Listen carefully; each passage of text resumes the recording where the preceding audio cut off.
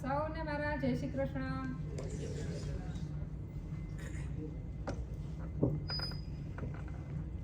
સૌપ્રથમ તો આ મંચ પર મને આમંત્રિત કરનાર સરદાર પટેલ સોશિયલ ગ્રુપનો ખૂબ ખૂબ આભાર. Shri Sardar Patel senior citizen group આપ સૌનું હાર્દિક સ્વાગત કરે છે. અત્રે ઉપસ્થિત મારા વાલા વડીલજનો તથા કાર્યરત ટીમને મારા ખૂબ ખૂબ આભાર, મારા દિલથી પ્રણામ. પહેલું વંદન મારા માત પિતા રૂપી વડીલોને, જેણે આપ્યું મને ધરતી પર અસ્તિત્વ. પહેલું વંદન મારા માત પિતા રૂપી વડીલોને, જેણે આપ્યું મને ધરતી પર અસ્તિત્વ. આપ્યું મને પ્રાણ રેડીને જીવનદાન, જણાવ્યા ખુશીઓ તણા મહેલો, આવતા 100 શિક્ષકોની હરોળ મહી. આપ્યું મને પ્રાણ રેડીને જીવનદાન, જણાવ્યા ખુશીઓ તણા મહેલો, આવતા 100 શિક્ષકોની હરોળ મહી. જેના ચરણોમાં જ છે 68 તીર્થ ધામ, એવા મારા માત પિતા રૂપી વડીલોને કોટી કોટી વંદન. જેના ચરણોમાં જ છે 68 તીર્થ ધામ, એવા મારા માત પિતા રૂપી વડીલોને કોટી કોટી વંદન. આજે આ સરસ મજાની સુહાની સાંજે હું આપ સૌની સમક્ષ બે કંઈક નવા વિચારો લઈને રજૂ કરવા આવી છું. અને એની સાથે સાથે મારે તમારા સૌની પાસેથી 4 કંઈક એવા નવા વિચારો લઈને પણ જવા છે. અત્યારે આપણે બધા ફેમિલી મેમ્બર્સ જ બેઠા છીએ, તો હું કાંઈ પણ બોલીશ, મને કોઈ ઇસ્યુ નથી. અથવા હું તમને કાંઈ પણ જો પ્રશ્ન પણ કરું ને, તો મને તમે દિલથી જવાબ પણ આપજો, જેથી કરીને મને કાંઈક તમારી પાસેથી પણ બે એવા નવા વિચારો જાણવા મળે. તો આપ સૌ સહમત છો ને? Thank you. હવે એનું પણ કારણ છે કે આપ જેવા વડીલોની હાજરી સૂરજ જેવી ગરમ જરૂર છે. આપ જેવા વડીલોની હાજરી સૂરજ જેવી ગરમ જરૂર છે, પરંતુ ગેરહાજરી તો અમાવસ રાત બની જાય છે. પરંતુ ગેરહાજરી તો અમાવસ રાત બની જાય છે. અને આપ સૌની હાજરી જ એ વસ્તુ સાબિત કરે છે કે આપણા ઘરોમાં હજુ પણ સંસ્કારોની નદીઓ અવિરત વહેતી રહે છે. અને આ સંસ્કારોની નદીઓ હજુ પણ અવિરત વહેતી રહે ને, એ માટે આપ સૌ વડીલોને હું એક નાજુક રિક્વેસ્ટ પણ કરી રહી છું કે આપ સૌ વડીલોએ તમારા જ પૌતા અને પૌત્રીઓને તમારા યોગ્ય સિંચન, યોગ્ય ઘડતર, યોગ્ય શિક્ષણ, વાણી, વર્તન વગેરે બધું જ તમારા પૌતા પૌત્રીઓને સંસ્કાર રૂપે આપવાનું છે. જેથી કરીને આપણો ભારત જેવો મહાન દેશ છે ને, એ આખા વિશ્વ લેવલે સંસ્કારોથી જ ઓળખાય છે. અને હજુ પણ સદીઓ સુધી સંસ્કારો અને સંસ્કૃતિના નામે ઓળખાય ને, એ માટે આપણે સૌએ સાથે મળીને અથાગ મહેનત કરવાની છે. હવે આપ સૌની હાજરી ખરેખર એક વડીલ હોય ને, વડીલની હાજરી છે ને, એ ઘરમાં ખૂબ મહત્વની હોય છે. હવે વડીલ વગરનું ઘર હોય ને, તો એ કશું કામનું નથી. કારણ કે એક વડીલની હાજરી હોય ને, એ એક ખાનદાની કુટુંબ સાબિત કરે છે. અને અહીં બેઠેલા આપ સૌ બધા સાથે આપણે એક સરખા જ છીએ. કોઈ વડીલ નથી, કોઈ સિનિયર નથી. કારણ કે ઉંમરથી ભલે આપણે બધા જ નાના મોટા હોઈએ, પરંતુ આપણા વિચાર, વાણી અને વર્તન નક્કી કરે છે કે આપણે કેવા અને કેવડા છીએ. આપણી ઉંમર કેવડી છે, એ આપણા વાણી, વિચાર અને વર્તન નક્કી કરે છે. અને લગભગ આપણે બધા અહીં બેઠા છીએ તો સંયુક્ત ફેમિલીમાંથી જ હશે. સંયુક્ત ફેમિલી વાળા છીએ ને બધા? હા. તો સંયુક્ત ફેમિલીમાં લગભગ બધાને ખબર પણ હશે કે કાંઈક ને કાંઈક ઘરમાં નાની મોટી રકઝક આવે, કોઈ કંકાસ થાય, ક્યારેક ઝઘડા પણ થાય, કોઈ ચણભણ થાય. હવે કુટુંબમાં આપણા કિચનમાં માનો કે 2 વાસણ ભેગા થયા હોય તો પણ એ ખખડતા હોય, તો ઘરના આટલા બધા સભ્યો આપણે સાથે મળીએ તો કંઈક તો રકઝક થવાની છે ને. પરંતુ આ રકઝક, આ કંકાસ, આ ઝઘડા, આ બધાનું સમાધાન કરનાર પણ એક વડીલ છે. એટલે વડીલોની હાજરી ઘરમાં ખૂબ મહત્વની છે. કારણ કે કોઈ પણ સોલ્યુશન જોતું હોય ને, તો આપણે સીધા વડીલ પાસે જતા હોય. અને નાની મોટી રકઝક તો બધા જ ઘરોમાં થવાની છે. અને એના લીધે જ આ મીઠી જે રકઝક થાય છે, એના લીધે જ આપણા ઘરોમાં હજુ પણ આ પ્રેમના ઝરણા સતત ફૂટતા જ રહે છે. બગડેલા કેસ જે સુધારે એ વકીલ કહેવાય. બગડેલા કેસ જે સુધારે તે વકીલ કહેવાય. પણ જે કેસને બગડવા જ ના દે ને, એ વડીલ કહેવાય. પણ જે કેસને બગડવા જ ના દે ને, એ વડીલ કહેવાય. હવે આપણે ત્યાં એક કહેવત છે કે દીકરી 2 કુટુંબને તારે. અને એટલે જ કદાચ આપણે દીકરીઓને નાનપણથી જ ઘરની રીત રિવાજ રૂઢી બધું જ આપણે શીખવી દઈએ છીએ, જેથી કરીને સાસરીએ જઈને એ તરત જ એમના સાસરિયાની રેણી કેણી રીતભાત આસાનીથી શીખી શકે અને સાસરિયામાં ઓતપ્રોત પણ થઈ જાય. એટલે દીકરી ઘરનું પિયરિયું અને સાસરિયું આ બંને કુટુંબને તારે છે પોતાના સંસ્કારોથી. હવે આ સંસ્કાર ક્યાંથી આવે છે? એ પણ વડીલો પાસેથી.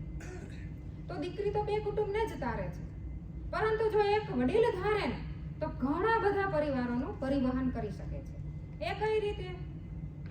હવે એ પોતાના દીકરા એમની વહુઓ અથવા તો પોતાના દીકરાના પણ દીકરાઓ, પોતાની દીકરીના પણ દીકરાઓ, આમ અનેક જાતના કુટુંબોને પોતાના વાણી વિચાર વર્તન યોગ્ય ઘડતર યોગ્ય શિક્ષણ આપીને એમનું પરિવહન કરી શકે છે. અને એટલે જ કદાચ વડીલને આપણે ફેમિલીનું હૃદય માનીએ છીએ, કારણ કે હૃદય વગર જીવવું જ અશક્ય છે. એવી રીતે ઘરમાં વડીલની હાજરી આટલી જ મહત્વની છે. હવે અત્યારે ઘણાને અલગ રહેવાના શોખ જાગ્યા છે, એ પણ સાચી વાત છે કે હવે કોઈની રોકટોક કોઈને ગમતી નથી, અલગ રહેવું છે, એ વાત પણ સાચી છે. પરંતુ એ લોકોને ક્યાંક ને ક્યાંક નુકસાન થઈ રહ્યું છે અને એમના પોતાના સંતાનો છે ને એમને તો ઘણું બધું નુકસાન થાય છે. કારણ કે હવે દાદા દાદીના ખોળે રમતા હોય તો કેટલી પ્રેમ અને હૂંફ લાગણી મળે. હવે આયાના ભરોસે છોડીને જતા રહે તો આયાની લાગણી શું? તો ખરેખર વડીલની જે હાજરી છે ને એ ખરેખર અમારા જેવા લોકોએ ખાસ સમજવાની જરૂર છે કે વડીલ શું છે. હવે વડીલ એટલે કે વિશાળ વૃક્ષ, એક વડલો. હવે આપણે કોઈ પણ અત્યારે ધમધોકતો તાપ હોય, ઉનાળાની કાળઝાળ ગરમી હોય અને આપણે કોઈ છાંયડો ગોતતા હોય તો આપણે ઘટ્ટાદાર ઘેઘોર વડલો જ ગોતશું, કારણ કે એમના પાંદડાનો એટલો બધો છાંયો મસ્ત મજાનો હશે ને કે આપણને શીતળતા આપે, ઠંડક આપે. એવી જ રીતે ઘરમાં વડીલની હાજરી હોય ને એ ખોયડું ખાનદાની સાબિત થાય. હવે પહેલાના જમાનામાં આપણે દીકરીઓને પરણાવી હોય ને તો ત્યારે આપણે ખાનદાની ખોયડું ગોતતા, અને ખાનદાની ખોયડું એટલે કે વડીલોના સંસ્કાર. હવે વડીલોના સંસ્કારોથી જ ખોયડું ખાનદાની ગણાય. હવે આજકાલ આમની વ્યાખ્યા જરૂર બદલી ગઈ છે કે પૈસે ટકે સુખી સંપન્ન હોય ને એ ઘરમાં દીકરી પરણાવીએ છીએ. હવે પછી એમના જે દીકરાના મેરેજ કરવાના હોય એ દીકરો શું કરે છે એમનું કોઈ વધારે કોઈ ડિટેલ આપણી પાસે આવતી પણ નથી, કારણ કે આજે 11મું 12મું ધોરણ પણ ભણતો હોય ને છોકરો એ તરત જ સિગરેટ ફૂંકવા માંડ્યો છે. હવે કોલેજમાં જશે ને તો દારૂના વ્યસન વધી રહ્યા છે અને આસાનીથી છોકરાઓ બોલે કે હું તો ઓકેશનલી દારૂ પીઉં છું. હવે ઓકેશનલી શું છે? દારૂ તો દારૂ જ છે. દારૂ સુધી તો નહીં, પરંતુ ચરસ ગાંજો જેવી અનેક જાતના વ્યસનો આજકાલ બાળકોમાં વધી રહ્યા છે. એ શું કામે? ફ્રીડમ આપી છે એમને, ફ્રીડમ મળી છે. કોલેજમાં બહાર આટલી બધી કેન્ટીનો કેફે એટલું બધું ખુલી રહ્યું છે ને કે આપણા સંતાનો આસાનીથી ત્યાં જઈને આ બધું જ કરે છે. આપણને નથી ખબર, અને આપણી દીકરીને જ્યારે પરણાવવાની આવે ને ત્યાં વસ્તુની ખબર જ નથી હોતી. અને દીકરીના ઘરમાં પૈસે ટકે સારું છે એટલે શાંતિ જ હશે આવું માની પણ લઈએ છીએ. જો ખરેખર પૈસો જ સર્વસ્વ હોય ને તો જનક રાજાએ પોતાની સીતાને, પોતાની દીકરીને મહેલોમાં જ પરણાવી હતી. આમ છતાં પણ સીતા મૈયાની અડધાથી ઉપરની જિંદગી વનવાસમાં જ જતી રહી. પહેલા એમને રામ જોડે 14 વર્ષનો વનવાસ કાઢ્યો, પછી પોતાના સંતાનો જોડે એમને પાછળની જિંદગી વિતાવી. આમ છતાં પણ સીતા મૈયાના મોઢા ઉપર ક્યારેય દુઃખ હતું નહીં.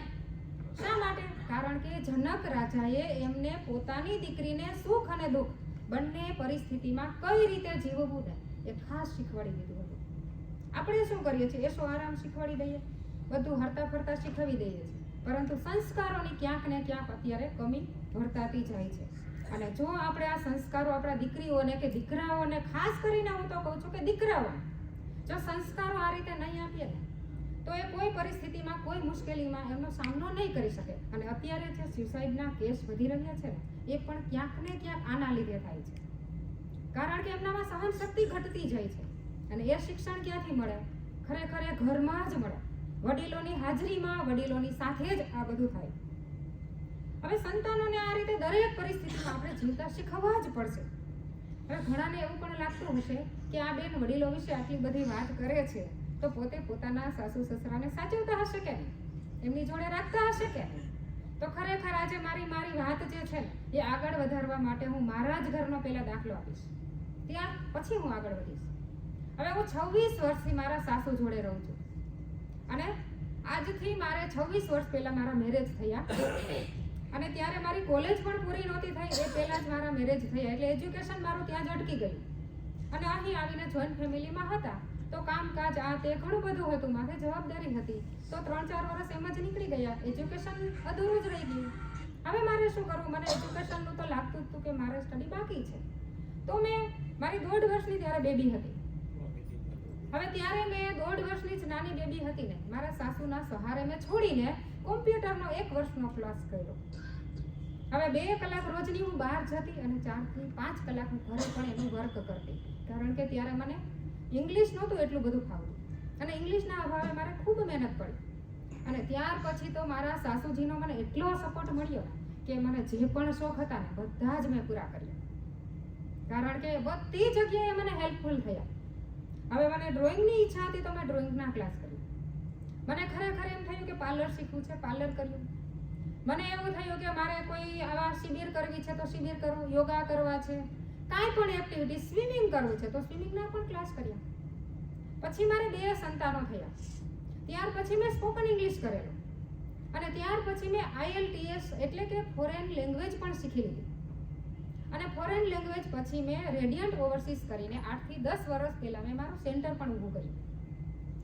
હવે ત્યારે મને ઘણી બધી સ્ટ્રગલ પડી હતી અને ત્યાર પછી મારે મારી ખુદની ફેક્ટરીમાં મારી ખુદની રિક્વાયરમેન્ટ હતી એટલે મેં મારી ખુદની ફેક્ટરી જોઈન કરી. હવે સવારના 10 થી લઈને સાંજના 6 સુધી હું મારી ફેક્ટરીએ જ હતી. અને ત્યારે પણ મને જીમ વગેરેનો પહેલેથી શોખ હતો કે નહીં, ફિટનેસ તો હોવી જોઈએ, એટલે ફિટનેસ માટે હું સવારમાં મોર્નિંગમાં જીમ પણ જાઉં અને આવીને કામ, બાળકોની જવાબદારી, બધી જ વસ્તુ. પરંતુ મારા એક પગલે ડગલે મને મારા બા, હું મારા સાસુ સસરાને બા અને દાદા કહું છું પ્યારથી, તો મારા બા અને દાદાનો મને એટલો સપોર્ટ મળ્યો છે કે કદાચ આજે તમારી સૌની સામે ઊભી છું ને, હું એટલે ઊભી છું કારણ કે મને એનો સાથ સપોર્ટ સારો છે અને હજુ પણ એટલો જ મળતો રહે છે. આજે 83 વર્ષના છે પરંતુ હજુ પણ મને કિચનમાં મને કાંઈ પણ વસ્તુ બહારથી લઈ આવી હોય તો સૌથી પહેલું એ કામ કરશે. ક્યારેય મેં એવું નથી સાંભળ્યું કે એ થાકી ગયા છે.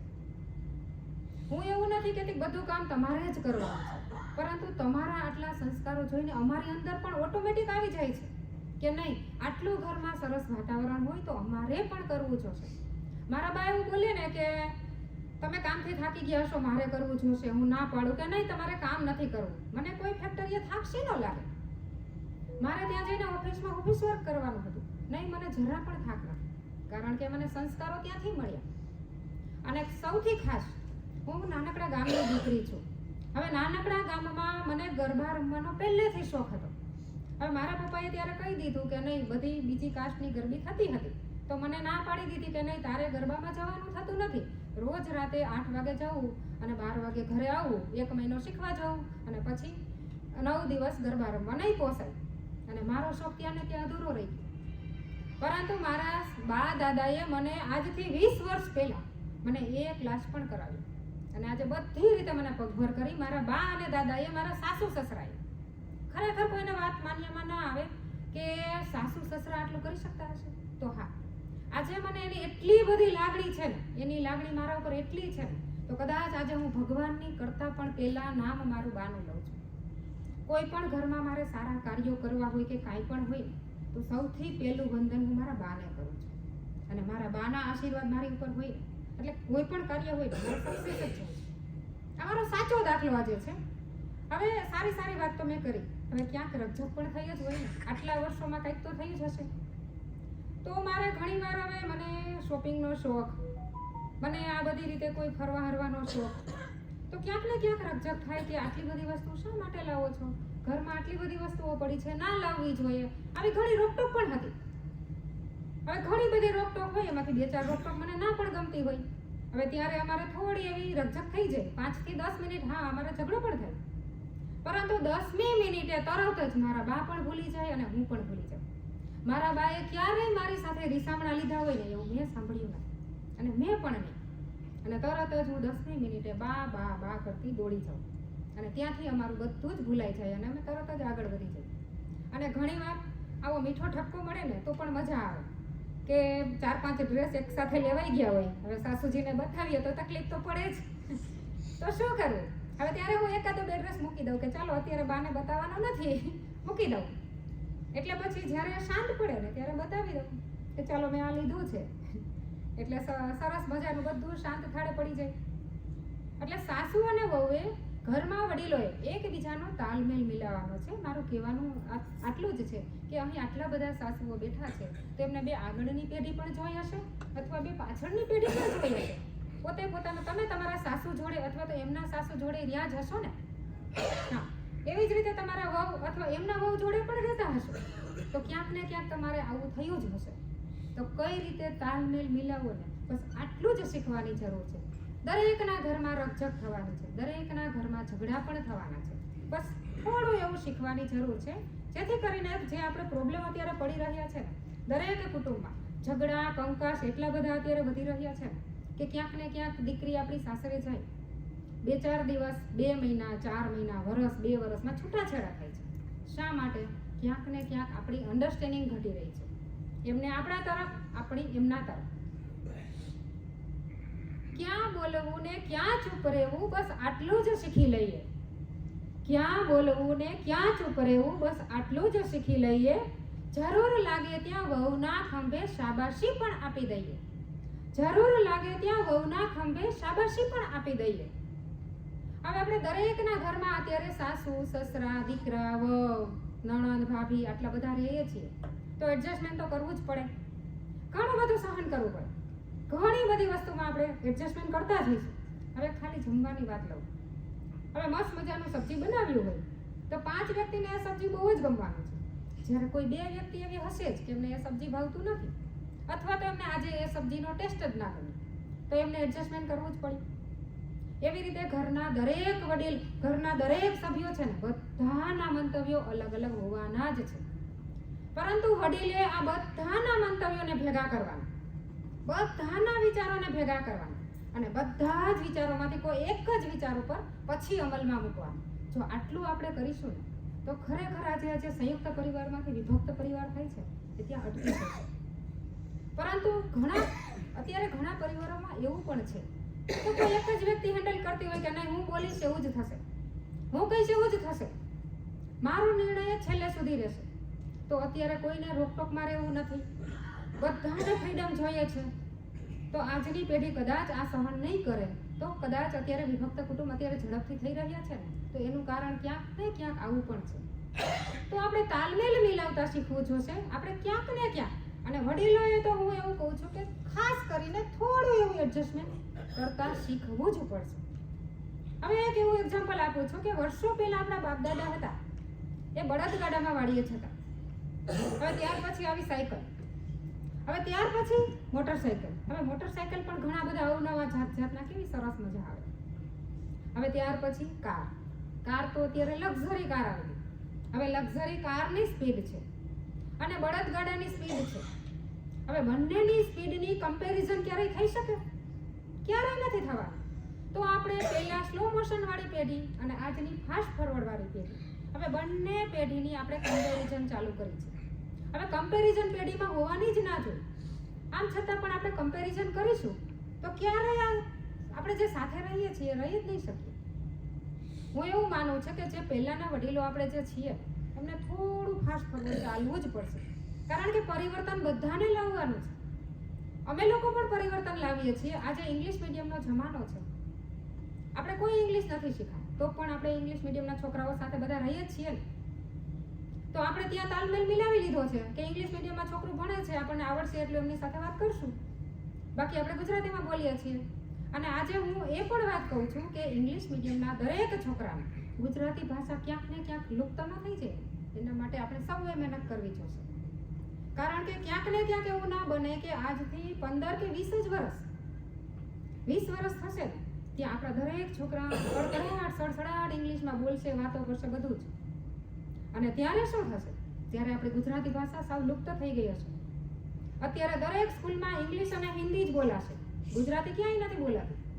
તો આપણે દાદા દાદીઓએ ખાસ કરીને તમે તમારા બાળકો સાથે જ્યારે પણ સમય વિતાવો ત્યારે તળપદી ભાષાને શુદ્ધ ગુજરાતી ભાષામાં વાર્તા બોલો, કવિતાઓ બોલો, કાંઈક એવા લેખ બોલો, કાંઈક તમારા એવા ખુદ ઉદાહરણો છે એવું બોલો. સતત એમની સાથે ગુજરાતીમાં જ આખો દિવસ વાત કરશો ને તો આપણી ગુજરાતી ભાષા પણ જળવાઈ રહેશે. ગુજરાતી ભાષાનું જે પ્રભુત્વ આપણા પર છે, આપણી માતૃભાષા છે, ક્યાંક ને ક્યાંક મુક્ત ન થાય ને એના માટે આપણે સૌએ ખૂબ મહેનત કરવી જોશે. અને હા, ખાસ ઘરમાં આવા ક્યારેક ઝઘડા થતા હોય અને ઘરમાં સાસુજી હોય તો એમને એમ થાય કે નહીં, ઘરમાં રસોડામાં મારું જ ચાલવું જોઈએ. સાસુજીને એવું થતું હોય કે આજે વહુ આવી છે, એમને શું ખબર પડે, ચાલવું તો મારું જ જોઈએ, હું કહું એમ જ થવું જોઈએ. હવે ક્યાંક ને ક્યાંક આપણે આવું વિચારીએ છીએ, ત્યાં તકલીફો પડે છે. અને ખરેખર આપણા ઘરમાં જે દીકરીનો ઉછેર આપણે કરીએ ને, ત્યાં અને વહુના ઉછેરમાં ઘણો બધો ફરક પડે છે. હવે દીકરીના હરેક નખરા ઉઠાવવા તૈયાર છીએ. હવે દીકરી 2 કલાક મોડી ઉઠશે તો પણ ચાલશે, બપોરે જમવાનું નહીં બનાવે તો પણ ચાલે છે, કદાચ એ 2 દિવસ કોલેજે નથી જતી, આળસ આવે છે તો પણ ચલાવી લઈએ છીએ. સાંજે જમવાનું બનાવ્યું છે અને એને નથી ભાવતું તો સ્વિગી ઓર્ડર કરે છે તો પણ ચાલે છે. અને સાથે સાથે કદાચ આપણી ઘરે ગેસ્ટ આવ્યા છે અને એને ફ્રેન્ડ્સની પાર્ટી છે તો ગેસ્ટને આપણા ભરોસે છોડીને જાય છે ને, બધું જ કરે છે. હવે દીકરી આ રીતે બધું નખરા આપણે ઉઠાવીએ છીએ તો વહુ આવશે તો વહુની સાથે આપણે આ રીતે કરશું? વહુ બોલશે આજે 9 વાગે ઉઠું છું, આજે મને આરામ જોઈએ છે, તો આપણે માનશું નહીં. બપોરનું જમવાનું કદાચ નહીં બનાવે તો ચાલશે, ગેસ્ટને આપણે ભરોસે મૂકે છે તો ચાલશે, કશું નથી ચલાવતું. કોઈ ફ્રેન્ડ્સની પાર્ટીમાં જશે તો ચાલશે, કશું નથી ચલાવતા. ક્યાંક ને ક્યાંક આપણે દીકરીઓનો ઉછેર આ રીતે કરી રહ્યા છીએ. અને વહુનો ઉછેર, દીકરીનો ઉછેર ત્યાં એવો જ હતો જેવી આપણી દીકરી છે તો વહુ આવતા ભેગી તરત જ આપણી જોડે એડજસ્ટમેન્ટ કરી લેશે? નથી જ કરવાની ને. તો ક્યાંક આપણે આ પણ સમજવું જોશે કે કદાચ આપણે આપણી દીકરીઓના ઉછેરમાં ચેન્જ કરીએ. દીકરીને પહેલેથી જ શીખવી દઈએ કે નહીં, બધું જ કરવાનું છે, સવારે વહેલા ઉઠીને લઈને રાત સુધી જે વહુ પાસે આપણી એક્સપેક્ટેશન છે, આ બધું જ દીકરીઓ પાસેથી પણ એક્સપેક્ટેશન રાખો તો કદાચ દીકરીઓને તકલીફ નહીં થાય. પરંતુ ઘણા આમાં વડીલો એવું બોલતા હોય ને કે નહીં બેટા, તું અહીંયા જલસા કરી લે ને, તારે સાસરે જઈને તો કામ જ કરવા છે, અહીંયા તો મજા કર, ત્યાં પછી તો તારે વહેલા જ ઉઠવું છે, બધું કરવું છે. આ શું કામ આવી વિચારસરણી? દીકરીને અહીંયા પણ એ જ છે, ત્યાં પણ એ જ છે. ક્યાંક ને ક્યાંક આપણે સાસરિયામાંથી આમાં જ છીએ અને પિયરિયામાંથી પણ આપણે જ છીએ, કોઈ અલગ નથી. આમાંથી જ આપણે શીખવાની જરૂર છે. અને હા, હવે ઘણા સાસુજી એવું બોલતા હોય ને કે મારું ચાલવું જોઈએ, એટલે ત્યારે શું થાય, દીકરો પીસાતો હોય. સાસુજીને શું થાય કે મારો દીકરો છે તો મારું જ ચાલશે, હું કહું એમ જ થશે. અને દીકરો ત્યારે વહુની વાતોમાં આવીને અથવા તો વહુની વાતો સાંભળીને વહુ કે એમ કરવા લાગશે. ત્યારે આપણને બહુ તકલીફ પડે છે. ખરેખર તકલીફ ઘણા બધાને પડતી હશે. હવે હું તમને ભીંડાની સબ્જીથી એક એક્ઝામ્પલ આપીને વાત કરું છું કે એક બેને એમના દીકરાનો 25 વર્ષ બહુ સારી રીતે ઉછેર કર્યો. 25 વર્ષ સુધીમાં એ સંયુક્ત ફેમિલીમાં હતા તો એમને ભીંડાનું સબ્જી એના ઘરમાં અઠવાડિયે 2 વાર બનતું, વેરિએશન વાળું બનાવતા, પરંતુ 2 કે 3 વાર બનતું.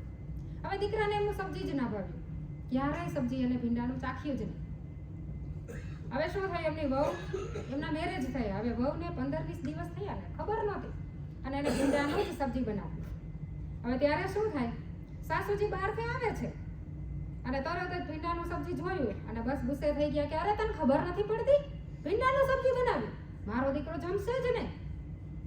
હવે વહુજી તો બસ મજાના ખુશખુશાલ બોલે છે કે કાંઈ વાંધો નહીં, વર્ષોથી નથી જમ્યું તો આજે જમી લેશે, એમાં શું મોટી વાત છે. અને ખરેખર એ અરસામાં ત્યારે દીકરો ઘરે આવે છે અને બધાની સાથે બેસીને ભીંડાનું સબ્જી બોલ્યા ચૂપચાપ વગર ખાઈ લે છે. હવે આ ચૂપચાપ હતું ને એ સાસુજીને ખટકી ગયું કે ચૂપચાપ ખાઈ કાં લીધું, તે મારું ક્યારેય સબ્જી ખાધું છે? આટલા વર્ષથી હું મહેનત કરતી હતી, સબ્જી ના ખાધું અને આજે તો ખાઈ લીધું. હવે ત્યારે ખરેખર સાસુજીએ આવા શબ્દો બોલવા જોઈએ કે બેટા, 25 વર્ષ મેં મહેનત કરી અને તે 15 દિવસમાં જ કરી બતાવ્યું. ખરેખર તને શાબાશી આપવાની છે કે મારા ગુણ છે ને એના કરતાં તારામાં અનેક ગણા ગુણ છે, જે મેં આજે સાબિત કરી લીધું કે તું મારા કરતાં અનેક ગણી છો. અને ખરેખર ભીંડાનો સબ્જી દીકરો ખાતો થઈ ગયો ને, આ મોટી વાત છે. મારાથી ખાય કે પછી મારા વહુથી ખાય, શું ફરક પડવાનો છે? બરાબર છે ને?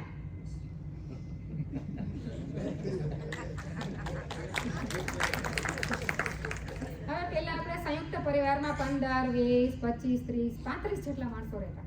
લગભગ ઘણા બધાને અનુભવ હશે. આજથી તમે 20, 25, 30 વર્ષની જર્નીમાં જતા રહો કે ત્યારે કેવું સરસ માહોલ હતો કે મસ્ત મજાનો એક રૂમમાં અહીંથી લઈને ત્યાં સુધી ગોદડા પાથરી દીધા હોય અને બધા સાથે એક સાથે સૂતા હોય. અને કોઈ એક પાછળથી આવે ને, કદાચ કડકડતી ઠંડી હોય અને કોઈ એક પાછળથી આવે તો એમને ત્યારે રજાઈ ના મળે, એટલે રજાઈ નહીં સોરી ત્યારે ગોદડા હતા એટલે એમને ગોદડું ના મળે તો શું કરે, બાજુમાં જેને ઓઢ્યું હોય ને એનું ખેંચી લે એટલે ઓલું તૂટ્યું વાળે. હવે આ ઓઢે ત્યારે ઓને તૂટ્યું વાળવાનું, આખી રાત આમ જ નીકળી જાય. કેટલું બધું એડજસ્ટમેન્ટ હતું, છતાં પણ કોઈ કમ્પ્લેન ક્યારે હતી? ક્યારેય નહોતી. તો ઘરમાં બધા બાળકો હોય ને એમાં મસ્ત મજાની એકાદી ડીશ એવી સરસ આમ ડિઝાઇન વાળી હોય ને તો એ જ ગમતી હોય. તો પહેલું બાળક જમવા બેસે ને એટલે એ ડીશમાં જમે, બીજું ત્રીજું બધાને એ ડીશમાં જમવું હોય તો બધા સાથે બેસીને જમે. એવી રીતે આપણે ત્યારે પાટલા હતા જમવા માટે, કદાચ બધાને ખબર જ છે કે એક પાટલામાં આપણે કેવા સાથે બેસીને બધા જમતા, કેવી મજા હતી. હવે 25-30 માણસોની વચ્ચે ક્યારેક અડધો કિલો કે કિલો દ્રાક્ષ આવી હોય ને એમાં જે 5 જ દાણા ભાગમાં આવ્યા હોય એ આજે 2 કિલો દ્રાક્ષમાં મીઠાશ નથી, બરાબર ને? બધાના ઘરમાં અત્યારે 2 કિલો હશે પણ એની મીઠાશ નથી. ત્યારે ધીમી ગેરસ એક જ દિવસ આપણે કેરીનો રસ ખાતા, આજે મોણો મોઢે કેરી ઘરમાં આવે છે છતાં એ રસ નથી. કારણ કે ત્યારે દરેક બાળક ઊભા હોય, કોઈ મારે છોટલું ભાગમાં આવશે, મારે ગોટલું ભાગમાં આવશે. એ કેવું બધું શેરિંગ હતું, કેટલી સરસ મજા હતી. ખરેખર આ જીવવાની મજા તો ત્યારે હતી, કારણ કે એડજસ્ટમેન્ટ, શેરિંગ, અન્ડરસ્ટેન્ડિંગ આ બધું જ હતું. એ તમારા વડીલો પાસે હતું. આજે શું થયું?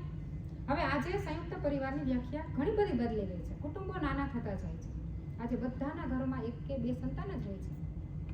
તો હવે મમ્મી પપ્પા, દીકરો અને વહુ એમનું એક સંતાન. હવે એક સંતાન હજી જન્મે ને, હજી જન્મ્યો જ હશે ત્યાં તો વોકર, સાયકલ, સ્કૂટર, અનેક જાતની વસ્તુઓ. હવે જમવાના હજી તો જમતા ના શીખે ને ત્યાં તો ચાંદીના વાસણ, પિત્તળના વાસણ, જાત જાતની ડીશ. હજી 1.5 વર્ષનું થાય ને ત્યાં તો વોટર બેગ, સ્કૂલ બેગ્સ. હવે છોકરું કેવી રીતે ભણશે? આટલી બધી વસ્તુમાં એવું બધું ઉલજી જાય છે ને કે છોકરાને ભણવાનું નથી ગમતું. એસો આરામ એટલા બધા આપણે વારસામાં આપી દીધા છે કે ખરેખર આજનું બાળક જે તમે લોકોએ સ્ટ્રગલ કરી છે એ નહીં કરી શકે, કારણ કે એમને જરૂર કરતાં આપણે વધુ પીરસી દીધું છે. એમને ભૂખ જ નહીં લાગે. એમને થોડી એવી ભૂખ લાગે તો ખબર પડે કે ખરેખર આ વસ્તુની ભૂખ શું છે, આ પૈસો શું છે, એમની કિંમત શું છે. અને ખાસ કરીને આપણે આટલા બધા બેઠા છીએ, બધાને સ્ટ્રગલ ખૂબ પડી છે, નાના મોટી દરેકે. અને હું તો એવું માનું છું કે ત્યારે લેડીઝને સૌથી વધારે સ્ટ્રગલ પડતી, કારણ કે સવારે 3-4 વાગે ઉઠવું, કામ કરવું, વાડીએ સાથે તમારી લોકોની સાથે સાથે વાડીએ છો, સાંજે આવીને બાળકોની જવાબદારી, ઘરની જવાબદારી બધું જ પૂરું કરીને તમારા પછી સુવાનું. તો ખરેખર સ્ટ્રગલ પીરિયડ ત્યારે લેડીઝનો હતો. અને તમે લોકોએ આખા પરિવાર, કેવડું મોટું પરિવાર હતું, તો પરિવારમાં આપણે કેવડી મોટી જવાબદારી. કદાચ તમે તમારું સ્થાન શું છે ને બધા ભૂલી ગયા, અને સ્ટ્રગલ પીરિયડ તમારો એટલો હતો ને કે તમે સતત સ્ટ્રગલ કરતા જ હતા. હવે હું આજે એવું કહું છું કે તમે તમારો સ્ટ્રગલ પીરિયડ તમારા સંતાનોને સતત કહેતા રહો કે અમે ત્યારે એટલા વર્ષો પહેલા જે કામ કરતા ને, આખો દિવસ કામ કરતા ને, અને અમને કદાચ 1 રૂપિયો મળતો. હું વધારે બોલું છું ખબર નથી, 1 રૂપિયો 50 પૈસા બોલાય, 1 રૂપિયો બોલું છું. 1 રૂપિયો મળતો, અને 1 રૂપિયામાંથી મેં મારા ભાઈ માટે કપડાની જોડી લીધી હોય ને એનો આનંદ કંઈક અલગ જ હતો. એ 1 રૂપિયામાંથી ઘર માટે વસ્તુ લીધી હોય ને એનો આનંદ અલગ હતો. અને આટલી સ્ટ્રગલ હતી. તો તમે તમારા સંતાનોને આ બધી જ સ્ટ્રગલ સમજાવો કે બેટા તારે પણ મોટા થઈને આ બધું જ કામ કરવું પડશે જે મેં કરેલું છે. અત્યારે કદાચ અમુક બાળક હશે એ હોમવર્ક કરતું હોય અથવા એમની મમ્મી કોઈ ગુસ્સે થઈ હોય તો તરત દાદી કે દાદા ઉપર તાણીને બોલશે, અરે બેટા એમને ગુસ્સો નહીં કરવાનો, એમને ખીજાવાનો નથી, આટલી બધી મિલકત આપણી પાસે છે, આ એક જ એમનો વારીસ છે, જલસા કરવા દો, અમે કામ કરી લીધું છે, એ ભલે આરામ કરે. શા માટે આવું વિચારો છો કે એ આરામ કરે, અમે કામ કર્યું છે એ આરામ કરશે? આ માટે તમને હું એક ધીરુભાઈ અંબાણીનો દાખલો. હવે ધીરુભાઈ અંબાણીએ રિલાયન્સ એમ્પાયર ખડું કર્યું. હવે આપ સૌ જાણીએ જ છીએ. હવે એમને વારસામાં શું આપ્યું? ફક્ત ને ફક્ત મિલકત જ આપી છે?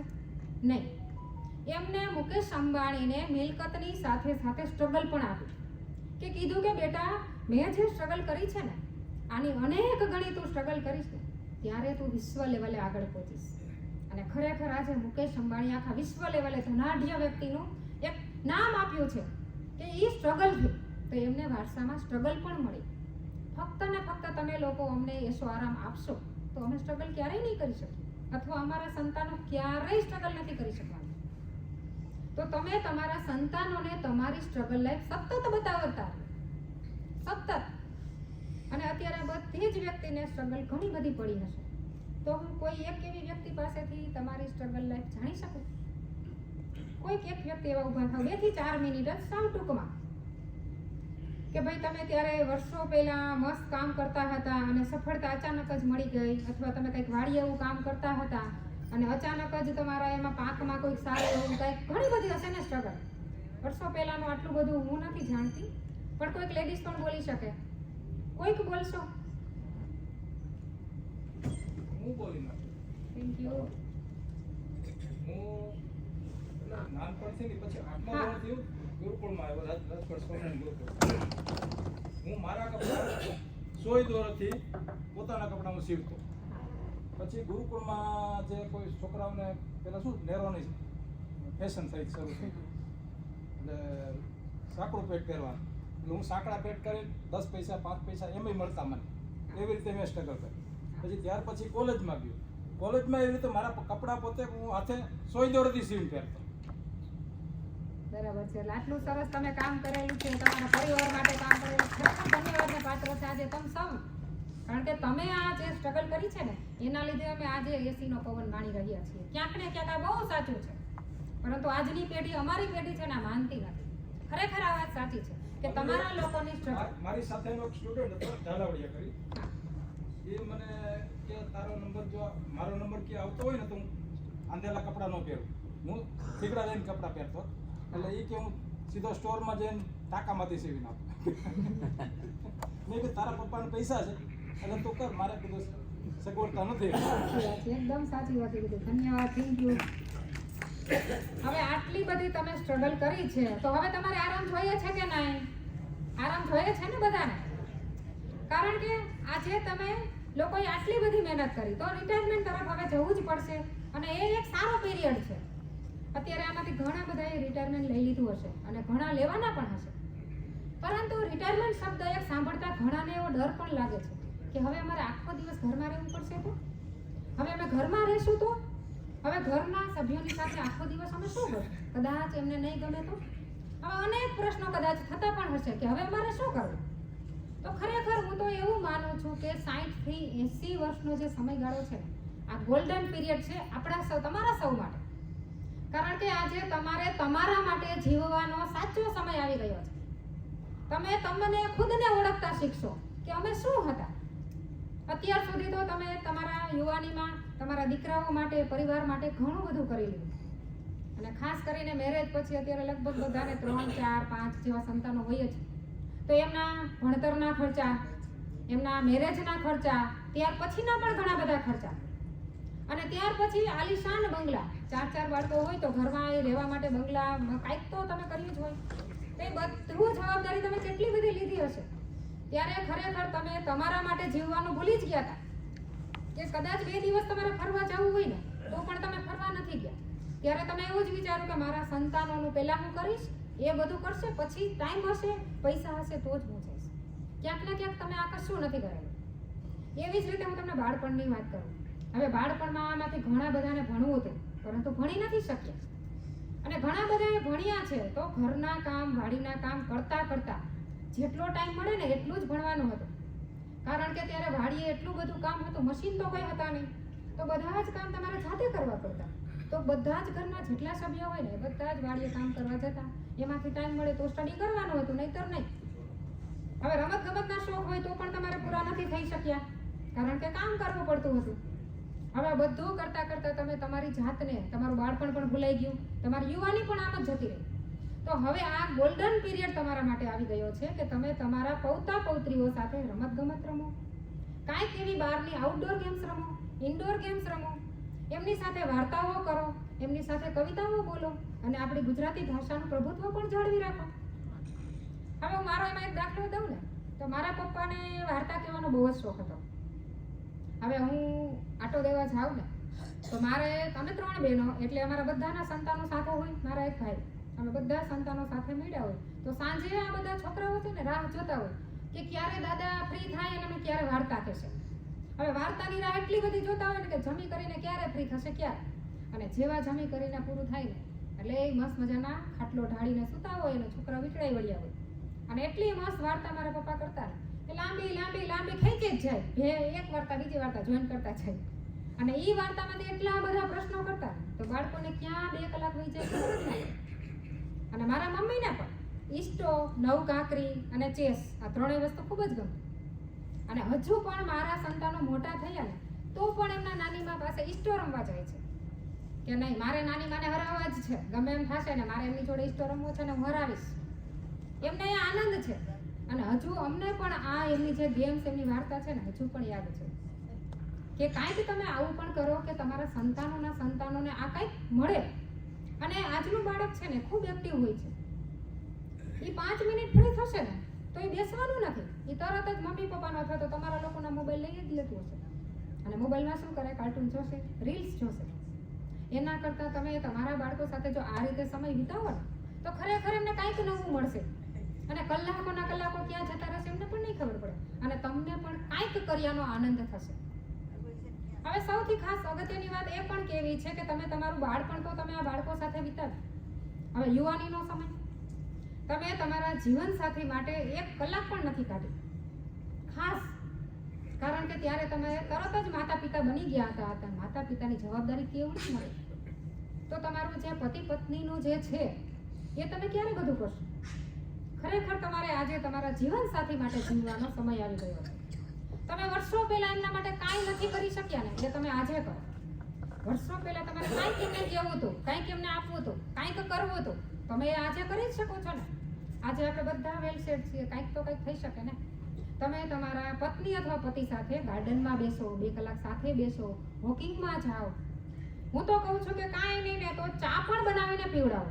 હવે અંકલને ચા બનાવતા આવડે છે? કેટલા અંકલને ચા બનાવતા આવડે છે? વાહ, બધાને. તો તમે તમારા રસોઈ પણ બનાવો છો? સરસ. તો તમે તમારા જીવનસાથી માટે ચા બનાવો છો કે તમારા માટે? ખાલી એકલા માટે ચા પીવો છો? હું કહું છું કે જીવનસાથી માટે પણ ચા બનાવો, જેથી કરીને એ પણ ખુશ થાય કે કાંઈક અમને નવું મળે છે. આ ઉંમરે કેવી જીવવાની મજા છે. આ ઉંમરે 4 થી 5 કલાક એવો સમય કાઢો કે જીવનસાથીને પણ મજા આવે અને તમારા પૌતા પૌત્રીઓને પણ મજા આવે. અને દરેકના કુટુંબમાં દાદા દાદી બંને કદાચ ભણેલા હોય અને ના પણ હોય તો કોઈ એક ભણેલું હોય ને કે કોઈ છાપું વાંચો, કોઈ પુસ્તકો વાંચો, કે કોઈ કાંઈક એવા ન્યૂઝ બહારથી મળે છે કે તમે મોબાઈલ આવડે છે તો મોબાઈલમાં કંઈક ન્યૂઝ છે તો તમે સતત મોટા અવાજે બોલશો ને તો જીવનસાથીને વાંચ્યા જેટલો આનંદ થશે. આ પણ ચેન્જીસ લાવવાની જરૂર છે. અને દરેકના ઘરમાં લાઇબ્રેરી અત્યારે ફરજિયાત હોવી જોઈએ, જેથી કરીને આપણા સંતાનો તમને વાંચતા જોશે ને તો ખાસ કરીને અમારા સંતાનોને આ બહુ મોટી એવી સારી એવી હું તો કહું છું કે મળે એમ છે મૂડી. જો તમે આપી શકશો તો દરેકના ઘરમાં હું કહું છું લાઇબ્રેરી વસાવો. 50 થી 100 પુસ્તકો ફરજિયાત હોવા જોઈએ. ધર્મના પુસ્તકો હોય કે મર્મને લઈને વાર્તા હોય કે કોઈ તમને જેવા કોઈ પણ પુસ્તકો ગમે ને હું તો કહું છું વાંચો. ન્યૂઝપેપર અત્યારે ઘરે ઘરે આવે છે, વાંચો અને બચાવો. આ બધું જ કરી શકાય છે આ રિટાયરમેન્ટના ટાઈમે. તો આપણો આ ગોલ્ડન પીરિયડ છે ને, આ ખાસ કરીને તમારો ગોલ્ડન પીરિયડ જરા પણ જવા ના દેતા. અને હા, ઘણા મને દાદીમાં એવા કહે છે, કારણ કે હું પણ આ બધા આપણા કુટુંબમાંથી જ આવેલી છું, એટલે ઘણા દાદીમાં એમ કહે કે તને ખબર છે પહેલા તારા બાપાનો કેવો મગજ ગરમ હતો પહેલા, તને ખબર નથી હજી, તને કાંઈ આવી નથી ખબર. ખરેખર મારા બેટા સસરાનો મગજ પણ આવો જ ગરમ હતો, એટલે મને થોડીક ખબર છે. એવું છે?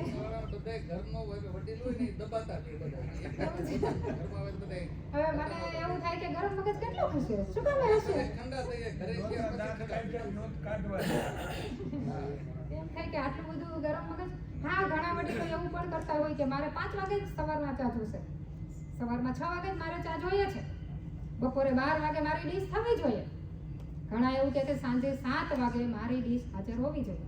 અને અત્યારે ઘણા ખરા ઘરોમાં આવું છે જ, આવું થાય જ છે. પરંતુ ક્યાંક ને ક્યાંક વડીલોએ થોડું એડજસ્ટમેન્ટ એટલે કરવું જોશે કે સંયુક્ત પરિવાર આપણે ચલાવવાનો છે. હું એવું જ માનું છું કે 7 વાગ્યા પછીનું જમવાનું ઝેર છે, મને પણ ખબર છે. પરંતુ આપણા સંતાનો માટે આપણે આટલો ચેન્જીસ લાવવો જ પડશે. સાંજનું ડિનર આપણે બધા સાથે જમીશું ને તો ઘણો બધો ફરક પડી શકે છે. આટલું દરેકે કરવાની જરૂર છે કે એક ટાઈમ ગમે એમ થાય બધી જ વ્યક્તિઓએ સાથે બેસીને જ જમવું. સવારની ચાવેલી પી લ્યો વાંધો નહીં, બપોરે વહેલું જમી લ્યો વાંધો નહીં, સાંજે એક ટાઈમ તો એવો રાખો કે બધા સાથે જમીએ. ખરેખર અમને પણ મજા આવશે અને અમારા સંતાનોને તો ઘણું બધું આમાંથી મળી શકે એમ છે. સાચું કે ખોટું? તો આટલો ચેન્જીસ લાવવાની દરેક વડીલોને હું ખાસ રિક્વેસ્ટ કરું છું કે આટલો ચેન્જીસ લાવો. અને હવે એક સૌથી ખાસ એક એવી મસ્ત મજાની વાત કરું છું, સૌ ધ્યાનથી સાંભળજો કે તમે આ જેટલી બધી સ્ટ્રગલ કરી છે એનાથી જ અમને જાહો જલાલી પણ મળી છે, એસો આરામ પણ અમને ત્યાંથી જ મળ્યા છે. અને આજે જે એજ્યુકેશન વધ્યું છે એ ક્યાંક ને ક્યાંક આ તમારા બધાના પ્રતાપથી અમને આ એજ્યુકેશન વધી રહ્યું છે. આજે દરેક ઘરમાં દીકરીઓ અને દીકરાઓ બધા સમાન ભણતર ભણી રહ્યા છે. ખાસ કરીને તો દીકરીઓ, બધાના ઘરમાં દીકરીઓ ઉચ્ચ અભ્યાસ કરે છે. હવે પહેલા શું હતું કે ગામડામાં 5 ધોરણની સ્કૂલ હોય કે 7 એટલું જ ભણાવત, આગળ નહીં, કારણ કે ગામડાથી બહાર આપણે જવા ના દેતા. અને હવે ગામડાથી બહાર, શહેરની બહાર, આઉટ ઓફ કન્ટ્રી આપણે ત્યાં સુધી પણ ભણાવીએ છીએ. આઉટ ઓફ સ્ટેટ હોય કે આઉટ ઓફ કન્ટ્રી, બધે જ આપણી દીકરીઓ અત્યારે ભણી રહી છે. અને હું તો કહું છું કે ગૌરવ લેવા જેવી બાબત છે કે આપણી દીકરીઓ અત્યારે બધે જ ભણે છે. પરંતુ આજે હું એક કડવી અને સત્ય હકીકત એ પણ કહેવા જઈ રહી છું કે આપણે દરેક દીકરીઓને ઉચ્ચ અભ્યાસ આપીએ છીએ. હવે જેવી આ દીકરી સાસરે આવશે કે તરત જ સસરા બોલશે કે બેટા બસ તારું ભણતર અહીં પૂરું, આટલું બધું આપણે ઘરે ખૂબ ખાનદાની છે, આટલું બધું સરસ છે ઘરમાં, તારે કોઈ કમાવા જવાની જરૂર નથી, બેઠા બેઠા જલસા કરો, આરામ કરો ને ઘરે રહ્યો. કારણ કે આપણા પટેલોના ક્યાંક ને ક્યાંક આ વિચારો સંકુચિત થાય છે. એટલે દરેક દીકરી ઉચ્ચ અભ્યાસ કરીને ઘરે આવીને સાસરે જઈને પૂરું. હવે ખાલી એક હું તમને નાનકડી એવી વાત કરું કે વર્ષો પહેલા બાપ દાદા પાસે 200 વીઘા 500 વીઘા જમીન હતી ને, ટુકડા થતા ગયા 100 વીઘા 50 વીઘા 20 વીઘા 5 વીઘા, હવે તો 5 કે 10 જ વીઘાના ખાતેદાર છીએ. હવે 5 કે 10 વીઘામાંથી ફરી આપણે 200 વીઘા કરવી હશે તો ઘરમાં કોઈ એક જ વ્યક્તિ કમાતી હશે તો ચાલશે? હું કહું છું તો ઘરમાં જેટલી વ્યક્તિ છે ને બધાએ કમાવું છે. શા માટે આપણા વિચારો આવા ટૂંકા છે? આજે આટલું બધું એજ્યુકેશન વધી રહ્યું છે તો આવા વિચારો આપણે ટૂંકા કેમ થતા જાય છે? હવે તમે વિચારો કે તમારા બાપ દાદાએ તમને વારસામાં જમીન આપી એટલે તમે લોકોએ ખેતી કરી. ત્યારે એજ્યુકેશન આટલું નહોતું, એટલે કદાચ બીજી જ્ઞાતિના ભાઈઓ હશે, એ કોઈ ડોક્ટર હશે, કોઈ એન્જિનિયર હશે, કોઈ કલેક્ટર લેવલે પહોંચી ગયા, તો તમે આપણે બધા ખેડૂત છીએ, આપણે બધા ખેડૂત ત્યાં ને ત્યાં છીએ, તમારા ભાઈઓ કેટલા આગળ છે. તો ક્યાંક ને ક્યાંક આપણે આજે દીકરીઓને કદાચ સ્ટડી તો ખૂબ કરાવીએ છીએ, હવે સ્ટડી પછી તરત જ જેવી સાસરે જશે એટલે તરત જ એનું એજ્યુકેશનનું ગળું એમના સસરા કાપી નાખે છે અને તરત જ એની જે ઉડતી પાંખ છે ને એ ત્યાં ને ત્યાં કપાઈ જાય છે. હવે આપણે દીકરીની ઉડતી પાંખ કાપવી કોઈને ગમે છે નહીં, કારણ કે વહુ આવે ને એટલે કપાઈ જાય છે. દીકરીની તો આપણને બધું ગમે છે, વહુ આવે ત્યારે એમની પાંખ કાપવી શા માટે છે? ક્યાંક ને ક્યાંક આપણે થોડો આવો પણ વિચાર કરીએ. હવે આના માટે પણ હું તમને એક મુકેશ અંબાણીનો દાખલો આપું. હવે મુકેશ અંબાણી અબજોના પણ અબજોપતિ છે. હવે એમને એવું કીધું કે નીતા ઘરે બેસ, તારે કઈ કામ કરવું નથી, રોજના 4-5 લાખ વાપરી નાખ, કશી કામની જરૂર જ નથી. એવું કીધું? એવું નથી કીધું. એમને એમના ખુદની કંપનીમાં ઘણું બધું કામ આપ્યું, ઊંચી પોસ્ટ ઉપર રાખી, પોતાને જ નહીં એમના દીકરી બંને, એમની દીકરી અને બંને વહુને બધાને એમાં કામ આપ્યું અને એક સાથે બધા કામ કરે છે. તમે લોકોએ સ્ટ્રગલ કરી છે તો અમને શા માટે નહીં? તમે લોકોએ બધાએ મહેનત કરી છે.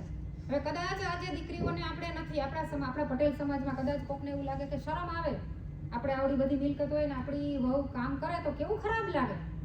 તો કદાચ જો તમારો આ વિચાર છે તો એક વાત એ પણ યાદ રાખજો કે વર્ષો પહેલા બધા જ લેડીઝ વાડીએ જતા હતા ને, કે તમે એકલા ત્યારે કામ કરતા હતા? ત્યારે બધા જ લેડીઝ સાથે કરતા હતા ને, તો ત્યારે શરમ નથી આવતી કોઈને, કારણ કે ત્યારે તમારી સાથે કામ કરતા હતા.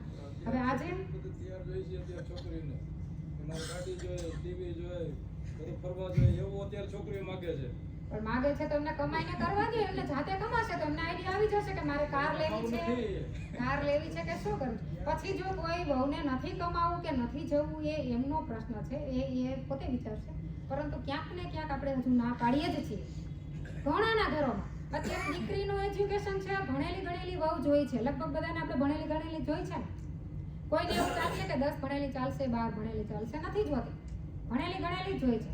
તો ભણેલી ગણેલી વહુ કદાચ માનો કે ઘરમાં કામવાળા બધાને છે, હવે એમને કામ શું ભાગ માર્યું? 3 ટાઈમની રસોઈ, અને બાળકોને સંભાળવાના.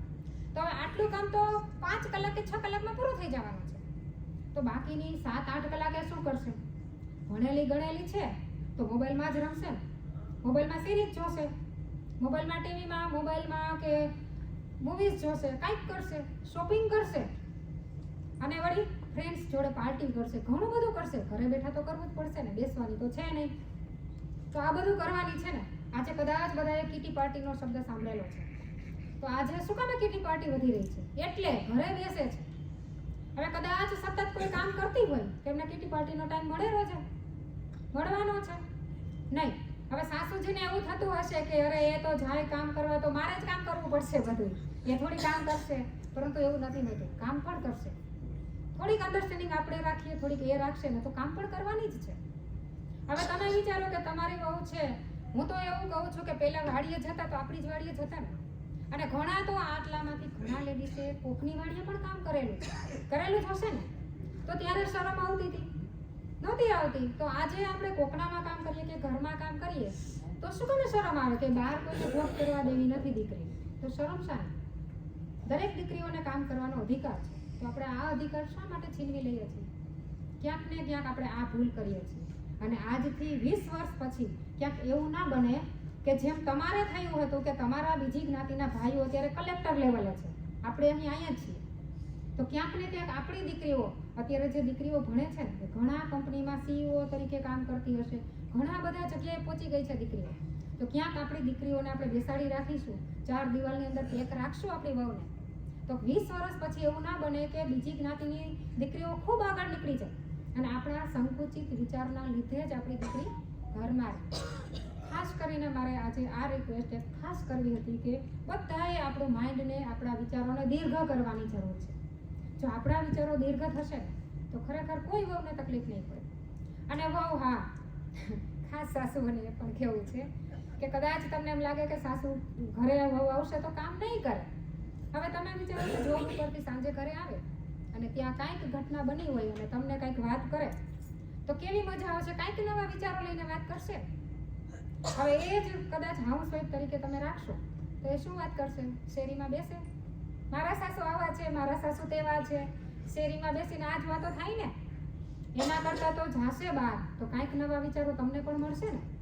તો ખરેખર પરિવર્તન આવ્યું છે ને તો પરિવર્તનની સાથે ચાલવું જોઈએ દરેકે. અને ઘણાને એવો વિચાર આવે કે નહીં, દીકરીઓને અમે ભણાવીશું પછી જોબ કરવા દેશું તો સેફટી શું? આજે એ પણ એક પ્રશ્ન છે કે સેફટી શું? તો ખરેખર દરેક દીકરીને ડાન્સ શીખવાડવાની જરૂર નથી. ખાસ કરીને કરાટેના દાવ પેચ શીખવવું. અને આપણે તો મસ્ત મજાના અહીં કોચિંગ ચાલે છે તો દરેક દીકરીઓને તમે આ કરાટે શીખવો ને. અને આપણે દીકરીઓને દેખાવા માટે અનેક જાતના ઉપચાર કરીશું કે દીકરી સરસ લાગવી છે. ખરેખર એને ચાંદ જેવી બનાવવી નથી, એને સૂરજ જેવી ગરમ બનાવો, જેથી કરીને કોઈ દીકરો એની સામે આંખ ઊંચી કરીને જોશે ને તો તરત જ ત્યાં ને ત્યાં બળીને ભસ્મીભૂત થઈ જશે. આપણે આપણી દીકરીઓને આ રીતે ઉછેરવાની છે. હવે સૌથી છેલ્લી વાત અને અગત્યની વાત પૂરી કરીને મારી વાણીને હું વિરામ આપીશ. હવે અત્યારે આપણે મિલકત આટલી બધી વધી ગઈ, એજ્યુકેશન પણ વધ્યા, બધાના ઘરમાં એશો આરામ આવી ગયા. આમ છતાં પણ વારસામાં ક્યાંક ને ક્યાંક તમને અંધશ્રદ્ધા મળેલી છે. એ અંધશ્રદ્ધા તમને વારસામાં મળી છે, તમે લોકો અમને આપો છો, અમે લોકો આગળ ફોરવર્ડ કરીશું. ક્યાંક ને ક્યાંક આ અંધશ્રદ્ધાને પણ કાપવી જોશે. ભુવા, ભારાડી, તાંત્રિક વિધિ, ઘણી બધી વિધિઓમાં હજુ પણ આપણે માનીએ છીએ. આપણે એવું માનીએ કે નહીં, મારી દીકરીને નજર લાગી ગઈ, મારા ઓલું નાનો ટેણીયો છે એમને નજર લાગી ગઈ. ખરેખર કોઈની નજર નથી લાગવાની. આજના ડિજિટલ યુગમાં અંધશ્રદ્ધા શું છે? ખરેખર આ ગંભીર પ્રશ્ન છે. ભલે હું નાનકડી વાત કરું છું, પરંતુ આજે આ ગંભીર પ્રશ્ન છે કે અંધશ્રદ્ધા. આટલા સરસ ભણાવો છો, એજ્યુકેશન આપો છો, તો સાથે સાથે અંધશ્રદ્ધા વારસામાં જબરદસ્તી શા માટે આપો છો? હવે મારે એમાં તમને એક એક્ઝામ્પલ આપવું છે કે મવડીના એક બેન હતા, એ મારા જ રિલેટિવ્સ હતા, એટલે મને બહુ સારી રીતે ખબર છે, નિયરથી ઓળખું છું, એટલે હું તમને સારી રીતે સમજાવી શકીશ. હવે મવડીના એક બેન હતા, એમને 5 વર્ષનો દીકરો હતો. હવે 5 વર્ષના દીકરાને તાવ આવ્યો, સાદો તાવ, એમાંથી મેલેરિયા ટાઇફોઇડ થઈ ગયો, તો 7-8 દિવસ તો લાગે જ. હવે 7-8 દિવસે એ હોસ્પિટલાઇઝ પણ થયો અને ડૉક્ટરના ઉપચારથી એને થોડી રિકવરી વાર લાગે, એ આપણે સૌ સમજીએ છીએ.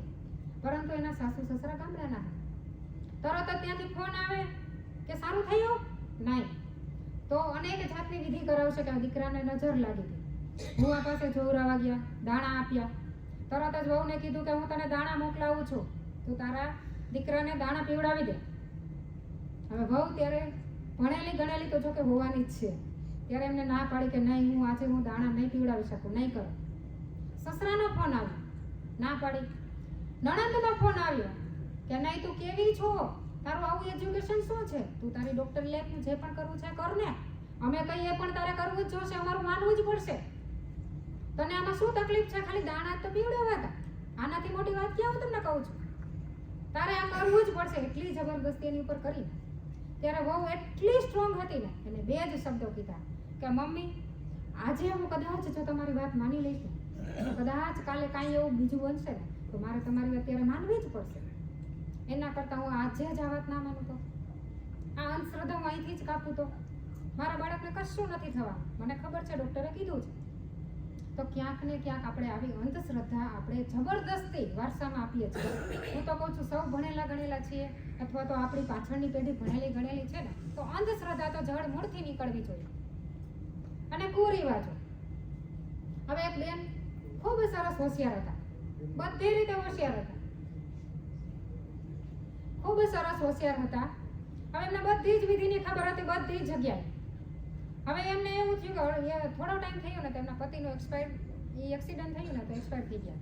હવે બેન વિધવા થયા. હવે જેટલી ખબર પડતી હતી ને તરત જ પૂરું, તરત જ બિચારા બેન ચાંદલો કરવા ગયા. એમને ખબર નહોતી તો કે નહીં, અપશુકન થશે, ચાંદલો નહીં કરવાનો, હવે તારે કાંઈ નથી કરવાનું, સારા કપડાં પણ ના પહેરી શકાય. ક્યાંક ને ક્યાંક આપણે આવા જે કુરિવાજો છે ને, આ વિધવાના, એ બેન એનજીઓ ચલાવે છે. આ બધી જ લેડીઝ એનું એનજીઓ ચલાવે છે અને બેનો જ સંચાલન કરે છે. ખરેખર આમાં જેન્ટ્સનો કોઈ રોલ નથી, જેન્ટ્સને કાંઈ જરૂર જ નથી.